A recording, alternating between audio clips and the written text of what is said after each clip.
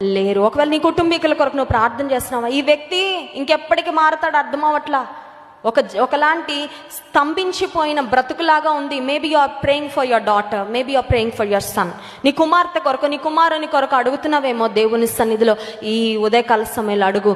ఆ సేన దయ్యముల చేత పీడించబడిన వ్యక్తికి నువ్వు విడుదల ఇచ్చావు కదా ప్రవ్వా. ఆ వ్యక్తి బాగుపడ్డాక ఆ పందుల ఓనర్స్ బాధపడ్డారేమో కానీ ఆ కుటుంబం ఎంత ఆనందించి ఉంటుందండి. మా కుమారుడు ఇంకెప్పటికీ తిరిగి రాడు అనుకున్నాం. ఆ సమాధుల తోటలో నుండి, ఆ బరియల్ గ్రౌండ్ నుండి అక్కడే భూమిలోకి వెళ్ళిపోతాడు అనుకున్నాం మేము. But thank God our son is back. మా కుమారుడు మళ్ళీ తిరిగి మా దగ్గరికి వచ్చాడు. ఇంట్లో ఎంత ఆనందం ఉంటుందో. నీ కుటుంబంలో కూడా ఒకవేళ నిరాశ ఉందేమో. Probably you're thinking you have lost a person forever. ఇంక ఈ వ్యక్తి ఎప్పటికీ మారడు, ఇంకెప్పటికీ మేము కోల్పోయినట్లు అనుకుంటున్నామేమో. దేవుని సన్నిధిలో అడుగు, ఆయన కార్యం జరిగిస్తాడు. కళ్ళు మూసుకోండి, ప్రార్థన చేసుకుందాం.